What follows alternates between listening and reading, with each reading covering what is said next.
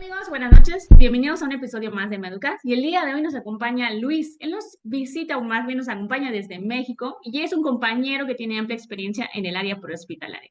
Entonces, Luis nos va a contar un poquito sobre la RCP mecánica. Pero antes de hablar sobre el tema, me gustaría que te presentaras con nuestro público, Luis, quién eres, un poco sobre tu trayectoria profesional, por favor.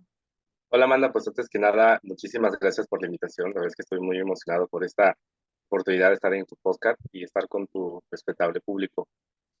Hablando un poquito de mí, mi nombre completo es Joaquín Vázquez Jiménez.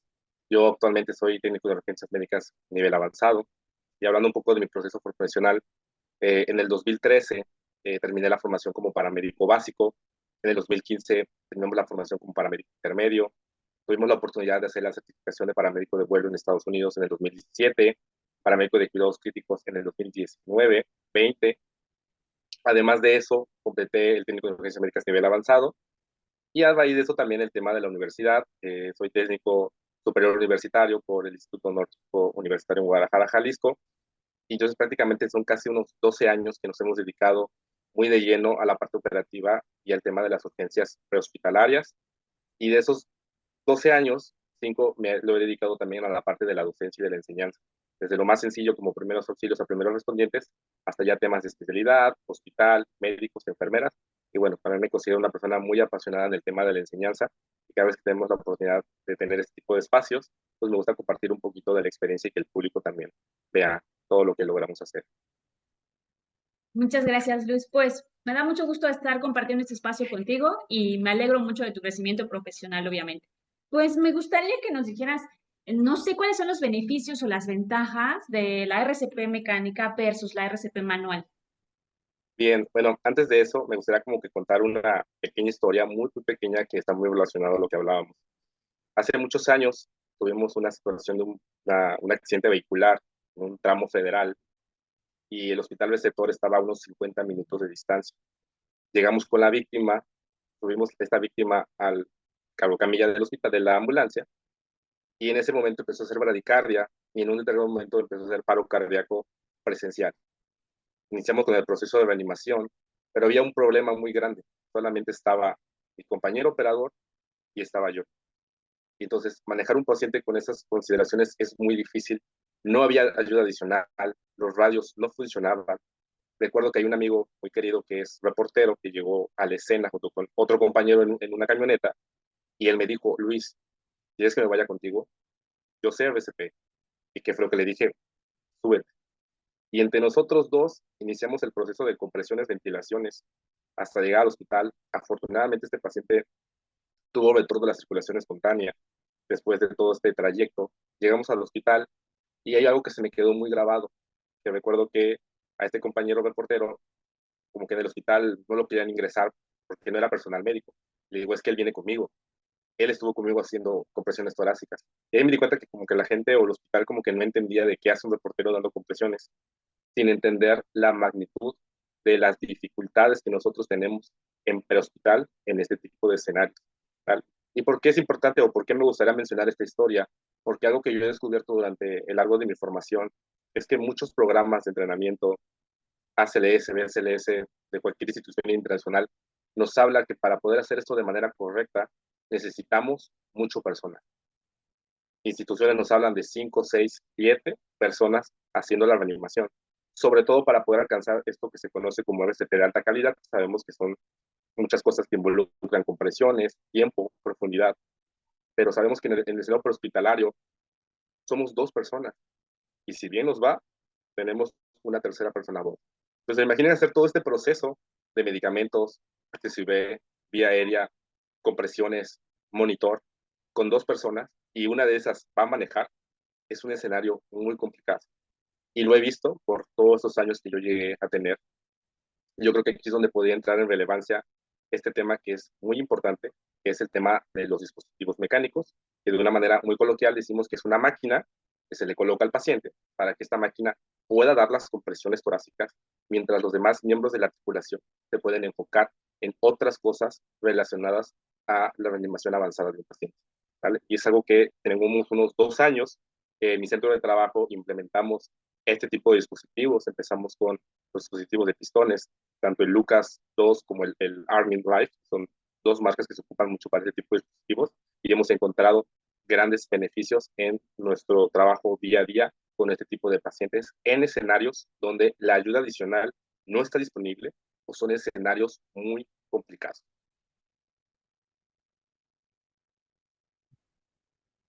Gracias, Luis, por compartir esta historia con nosotros y yo creo que va a ser conocida por muchos compañeros, pese a que la recomendación sobre la reanimación ha ido cambiando a lo largo del tiempo. Cuando antes se nos enseñaba, e incluso enseñábamos, y me incluyo, a movilizar al paciente cuando estaba en paro cardíaco, ahora enseñamos a tratarlo en la escena. Entendemos que las circunstancias son diferentes en cada lugar. Entonces, también hay que comprender que los recursos, tanto el equipo humano como el equipo de la unidad de emergencia o la disponibilidad de ayuda adicional, no es la misma en todos lados. Entonces, sin importar nuestra ubicación o nuestra experiencia, nuestro conocimiento, se comprende que las necesidades cambian con base en la localidad e incluso los protocolos podrían variar justamente porque no siempre tenemos todo lo disponible, ¿no?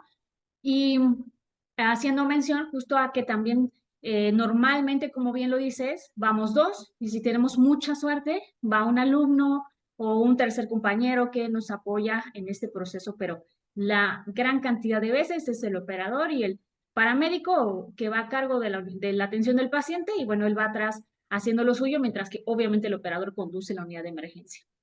Yo te preguntaba un poquito sobre las ventajas que tú le has encontrado o has visto que tiene la RCP mecánica versus la RCP manual, que es la que hacemos habitualmente, creo que la mayoría, porque desafortunadamente no es un equipo que todavía esté muy disponible en todas las áreas. Mira, y es algo que platicábamos mucho, ¿no? A todos mis alumnos en diferentes instituciones que me ha tocado a mí, pues, tener un poquito de clases y de conocimiento, decíamos, en el mundo ideal, en el mundo de Alicia y el País de las Maravillas, tienes ayuda adicional, tú hablas por radio y en 10 minutos llega la ayuda adicional, llegan las ambulancias y todo. Eso sería maravilloso, pero sabemos que no todos los estados, no todos los municipios tienen un CRUM o tienen a lo mejor un sistema de respuesta inmediata al paro, que es algo que hemos por lo menos intentado trabajar en esta zona de la que es la Riviera Maya, con la que yo estoy platicando en este momento. Entonces, eso es algo que nos ha podido beneficiar. La primera, el tema de que no tenemos personal. Muchos casos donde no hay manera de solicitar apoyo de ambulancia. E incluso, y ahí empieza una historia muy padre, donde tuvimos una situación muy similar, donde pedimos ayuda adicional y nos dicen, no hay médicas disponibles, no hay ambulancias disponibles. La más cercana iba a tardar aproximadamente 30 minutos.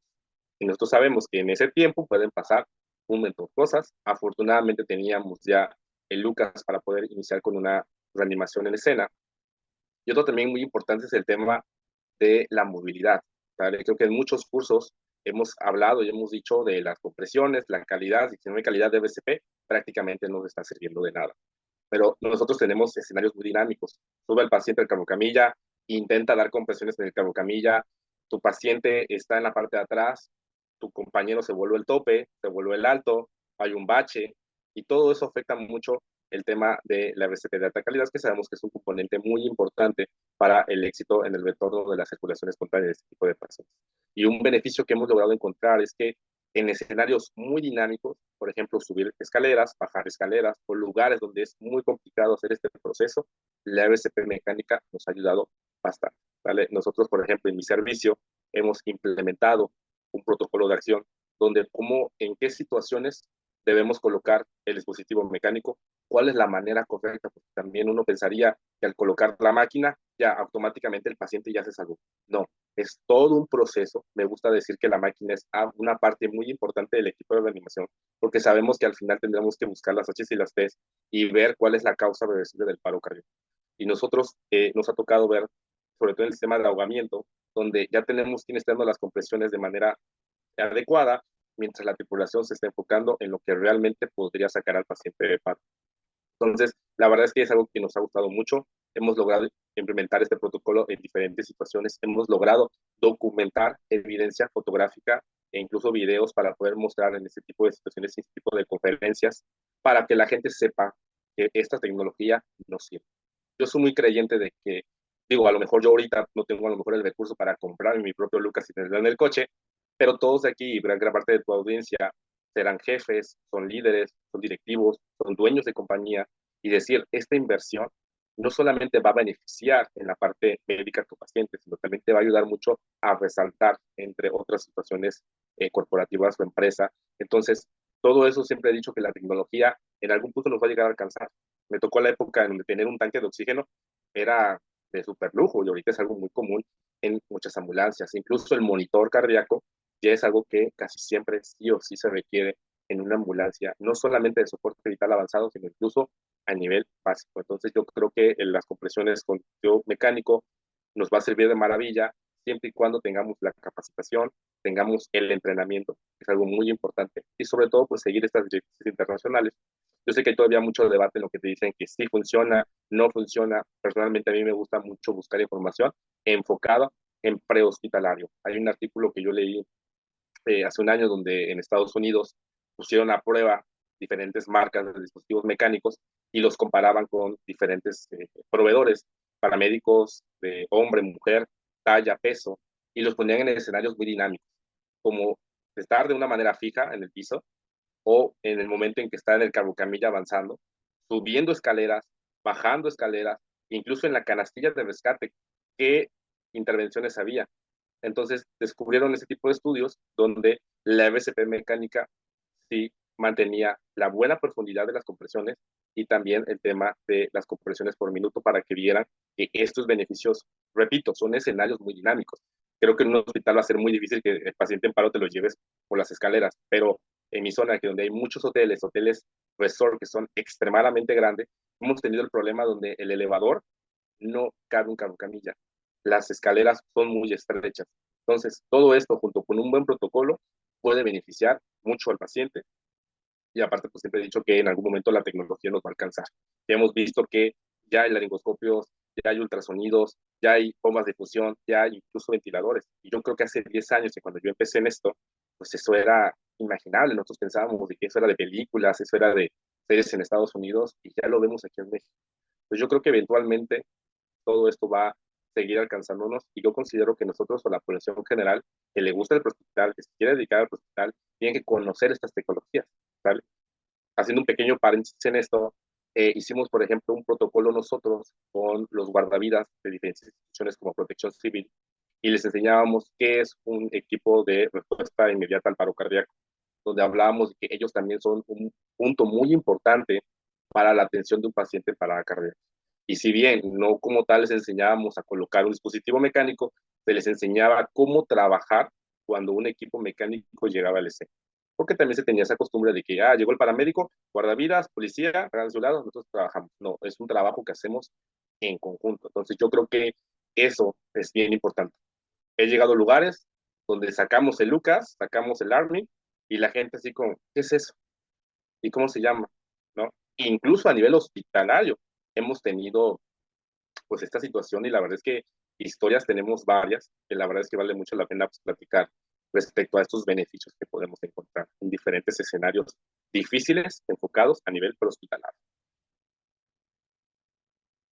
Gracias, Luis. Mencionaste algo que justo te iba a preguntar sobre la evidencia científica que hay al respecto. Me imagino que como todo buen proveedor, el mismo proveedor ya habrá hecho tendrá sus propios estudios para evidenciar válgame, la ventaja de utilizar un dispositivo mecánico versus la RCP manual por diversos proveedores de la salud, y me interesó esto que decías de diferentes tamaños y demás, ¿no? Porque al final también se comprende que la comprensión del paramédico, su fortaleza física, va a tener una influencia en la reanimación. Entonces, viene de la mano la parte de la condición física, el entrenamiento físico y mental que tenga el proveedor de la salud. Y también, justo algo que mencionabas y que en los episodios anteriores cuando hemos hablado de ecografía y otros temas, es la parte de la tecnología, que cosas que antes veíamos como imposibles y que ahora se están en las unidades de emergencia como algo común y habitual, ¿no? Y que eran poco asequibles y ahora te cuestan 300 pesos conseguir un oxímetro de pulso y hace muchos años traer un oxímetro de pulso era un lujo que no cualquier paramédico se podía dar, ¿no? Y ahora hay como algo demasiado normal o habitual. Entonces, me queda claro que a lo largo del tiempo, mientras más demanda haya, pues el producto va a terminar por bajar su costo o sencillamente pues vamos a tener más posibilidades de conseguirlo de otras formas. También me surge una duda ahorita, si es que tiene sus limitaciones. O sea, tú te has encontrado algo que digas, en estos casos o en estos escenarios no los he usado, o no es viable usarlo en estos pacientes, etcétera.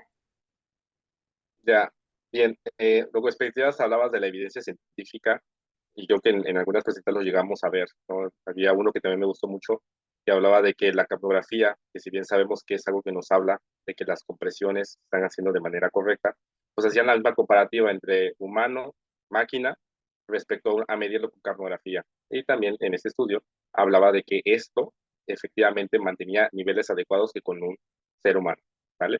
Y decíamos en un principio, bueno, si hay evidencia donde nos dice hay buenas compresiones, hay compresión de calidad en escenarios dinámicos o en movimiento, ¿por qué todavía hay gente que no está como muy hincapié en ese tipo de máquinas?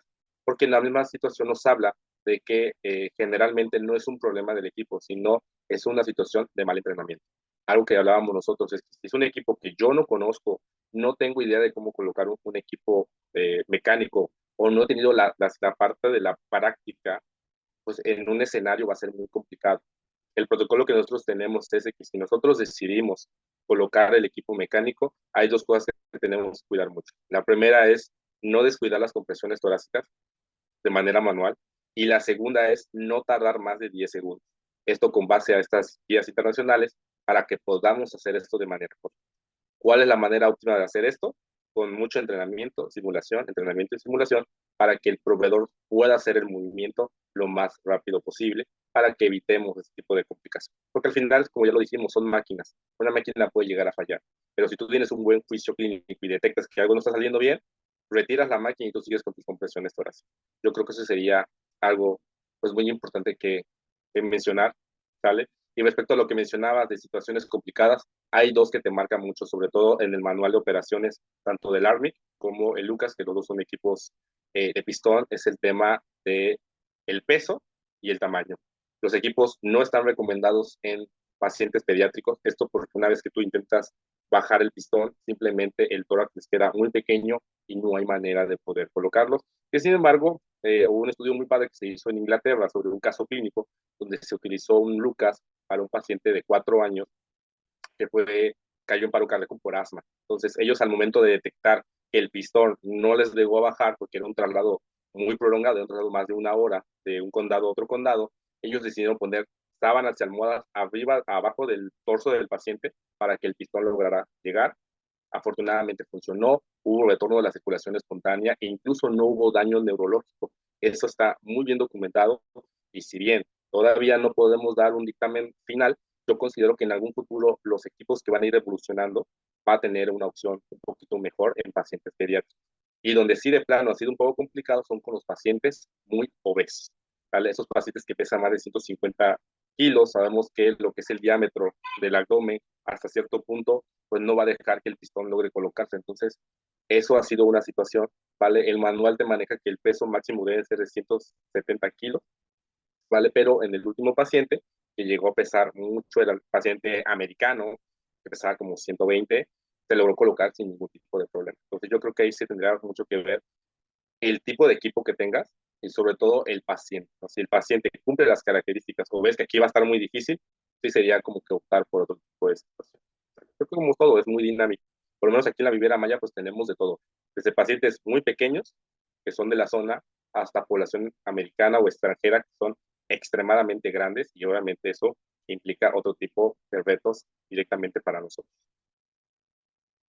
Gracias, Luis. Qué interesante el reporte de caso de Inglaterra. Creo que, como bien lo mencionaste tú, al ser un reporte de caso está limitada específicamente en ese momento, bajo esas circunstancias, con ese paciente funcionó. Y seguramente, como lo dijiste, vamos a tener pues a los mismos fabricantes experimentando en situaciones controladas o observando en situaciones controladas la situación de la aplicación de la RCP mecánica en pacientes pediátricos. Y el segundo paciente, que son los bariátricos, definitivamente creo que lamentablemente en México tenemos una tasa alta de pacientes bariátricos, entonces ya es algo normalizado de ver personas con sobrepeso y como lo hemos normalizado e incluso aceptado, es más común encontrarte con personas extremadamente grandes que además de en sí la limitación del uso de dispositivos mecánicos implica un reto, como lo dijiste, al movilizarlos, al reanimarlos, al tratarlos y demás, todas las implicaciones que trae en sí esta situación.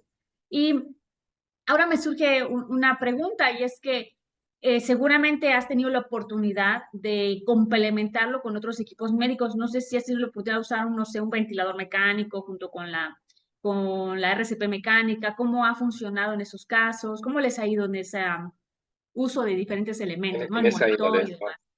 Sí, fíjate que igual hay una historia muy, un padrísimo, pero no, obviamente por la situación de emergencia no se pudo documentar.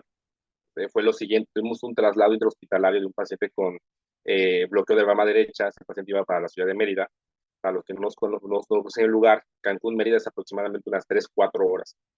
Nuevamente se le explicó al familiar que era una situación complicada, todos los riesgos de la movilización, aceptaron sin ningún problema, llenaron la documentación, preparamos al paciente, ya venía canalizado, venía ya con su bomba de difusión por cualquier situación y nos vamos.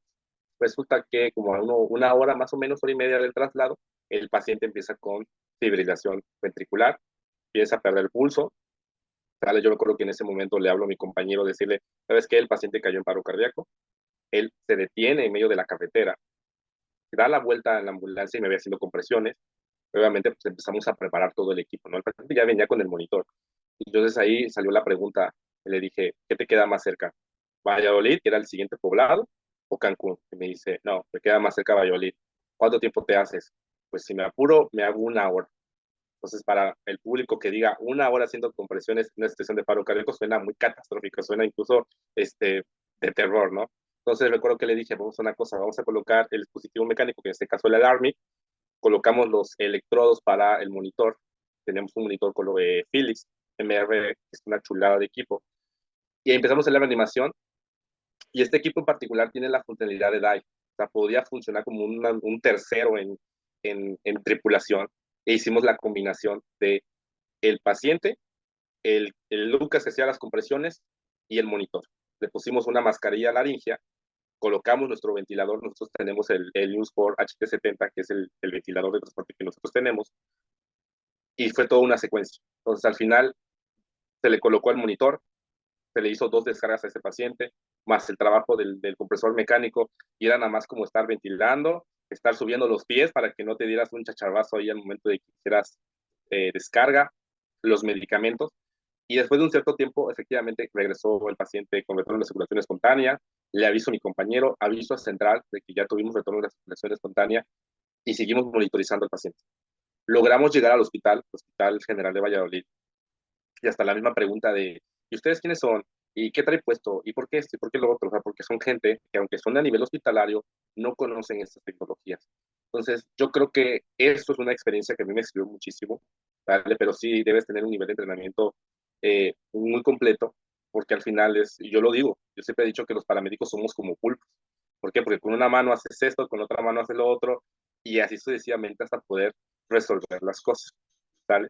Entonces, sí una buena combinación de equipos, pero sí forzosamente necesitas tener, y es donde yo abogo por este tipo de tecnologías que en algún momento nos va a servir para escenarios muy difíciles como este, que es un escenario muy complicado. Yo espero no volver a tener uno de estos, pero tuve las herramientas para poder sacar adelante al paciente lo mejor posible. Claro, entonces el sureste me parece que dentro de las ciudades, a pesar de que haya seguramente un aumento en los vehículos, no es una ciudad que se preste a 1 hora, 50 minutos de traslado, salvo que sea entre ciudades como lo acabas de mencionar o dentro de la zona de hoteles si lo tengas que llevar a una ciudad como Cancún o Playa del Carmen, ¿no? Pero normalmente dentro de la ciudad suelen ser periodos cortos.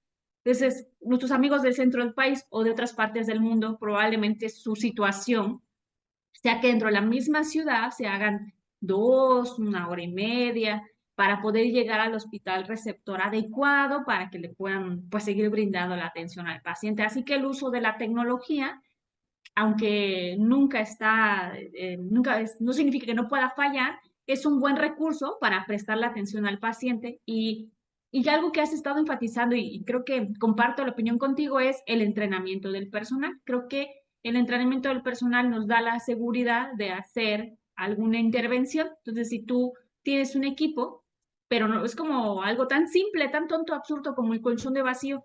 Entonces yo siempre que les pregunto, ¿lo han visto, lo conocen? Y la mayoría dice que no lo ha visto, no lo conoce. Entonces, si tú lo tienes, es la mejor opción, pero no lo sabes usar, pues no lo vas a implementar porque sencillamente no sabes cómo funciona.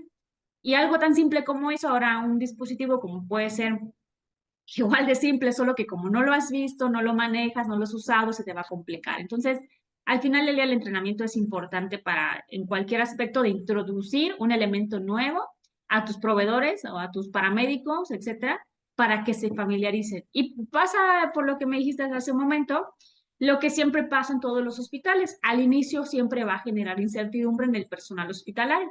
No significa que tenga menos o más capacitación que nosotros, no, solamente que es algo diferente. Entonces, al recibir un paramédico que viene con un paciente que está siendo ventilado, válgame, por un ventilador, recibiendo compresiones por un dispositivo mecánico, además apoyándote de un monitor, desfibrilador automático externo, o sea, todos esos elementos en un hospital pequeño o que su incidencia es más baja o que sencillamente no lo ha visto, puede ser algo extraordinario, ¿no? Incluso raro encontrarse en esa situación, pero es una cuestión de adecuación. Entonces, yo conozco a un grupo de personas que pertenecen a un centro regulador de urgencias y recuerdo que uno de ellos compartía su experiencia en un curso y justamente decía eso. Al principio el médico tenía renuencia, porque cuando llegaba el paciente intubado, medicado, sedado, paralizado y demás, ellos se quedaban como de qué le hiciste. Pero cuando se dieron cuenta de las ventajas y los beneficios que tenía que el paramédico estuviera bien entrenado, con todos los recursos disponibles para trabajar, entonces se vieron a la necesidad de escalar su nivel de atención porque el paramédico llevaba a un paciente muy bien estabilizado, con una buena atención y vivo, ¿no? Que era una de las cosas más importantes. Y además, de mejores condiciones casi siempre de cómo lo encontró. Oye, Luis, ¿y algún consejo para finalizar que nos pudieras dar en general al público o que lo va a incorporar o que tal vez está pensando en hacerlo con respecto a la RCP mecánica? Sí, bueno, respecto, por ejemplo, al tema, hablando específicamente, como ya lo dije, de que a lo mejor como proveedor, como paramédico, pues va a ser difícil de mi bolsillo comprar un dispositivo de esto, pero yo sé que muchos amigos nos están hablando de directrices, empresas, y yo creo que eso es una alternativa. Yo tengo la idea de que todos en algún momento queremos ser líderes o aspiramos a ser jefes, gerentes, ¿vale? Directivos, y tener estas mentalidades frescas para cuando yo esté en una posición de pueda yo tomar este tipo de decisiones, yo no lo hago desde un punto de la ignorancia, yo ya sé que esto va a beneficiar a mi paciente, esto va a mejorar mi sistema hospitalario, mi sistema prehospitalario, porque es tecnología que me va a beneficiar no solamente al paciente, sino a lo mejor en el lado económico, si es que queremos ver otro tipo de situaciones. Otra cosa que también yo hemos visto, o lo que se implementó con nosotros, es que los equipos que nosotros utilizamos son equipos reacondicionados. Tenemos un proveedor en Estados Unidos que lo que hace es recuperar equipos que se dan de baja, los reacondicionan por biomédicos, se los mandan certificados, y eso también reduce considerablemente el costo de este tipo de equipos. Obviamente, si algo llegara a salir mal, pues tienen la posibilidad de mandarnos otro o viceversa, ¿no? Entonces, yo creo que a los amigos de Latinoamérica, la tecnología ya nos alcanzó y eso yo creo que también en algún momento va a llegar a bajar. Así como en su momento un ventilador costaba miles de dólares, ahorita ya es un poquito más accesible. A lo mejor no voy a tener un Hamilton T1 nuevecito de paquete, pero ya tengo mejores herramientas para poder trabajar. Lo mismo yo siempre pienso con estas tecnologías. Hay que abrirnos a esta nueva mentalidad, nuevas ideas, y en un momento yo creo que esto, a lo mejor en 10, 20 años, esto nos va a servir para todos, ¿no? Yo creo que si ciudades pequeñas o ciudades grandes implementan estas tecnologías, pues el gremio hospitalario va a seguir creciendo. Pero ¿cómo lo vamos a hacer nosotros? Simplemente adoptando nuevas ideas, nuevas tecnologías, y va a ser beneficioso para todos nosotros. Muchas gracias, Luis. Efectivamente, creo que es algo que va a crecer y tarde o temprano va a ser más asequible y o van a haber más proveedores. Es lo que siempre pasa, mientras más proveedores haya, eso hace que al tener la disponibilidad del producto por diversas fuentes, pues el monopolio, que no es tanto monopolio, pero sí hay pocos proveedores, creo yo, para con respecto a sus dispositivos y eso hace que también entre su fabricación, su poca disponibilidad y los pocos fabricantes que existen en la actualidad, eleva los costos. Pero también me gustó esto que compartes de que, y muchos compañeros tienen esta posibilidad de comprar un equipo que ha tenido un segundo uso o hubo una falla en la fábrica y lo restablecieron y es un poco más asequible para la empresa. Ah, Pues a nombre de Meducas, primero te agradecemos por tu tiempo y tu disposición, por compartir esa experiencia con nosotros. Y seguramente, como todo, ¿no? Habrá diversas opiniones al respecto, pero creo que siempre es importante respaldar tu opinión con evidencia. Entonces, si estás en desacuerdo, hay que buscar fuentes que te digan por qué, o investigar un poco más. ¿Por qué no hacer investigaciones con pacientes reales y ver qué tan viable es utilizar estos equipos o su seguridad, sus ventajas y demás?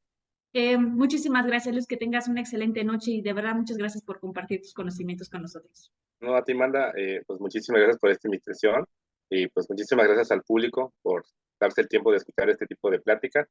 Y pues nada, cualquier cosa estamos ahí en redes sociales como Luis Vázquez.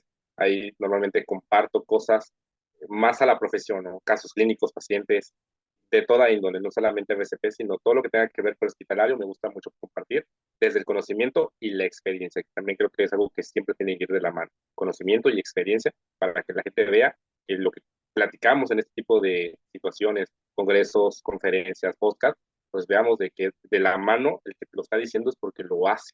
Y yo creo que eso es muy hincapié en cualquier profesional que le guste el tema de la enseñanza. Muchísimas gracias, pues muchas gracias amigos, que tengan una excelente noche y nos vemos en un próximo episodio.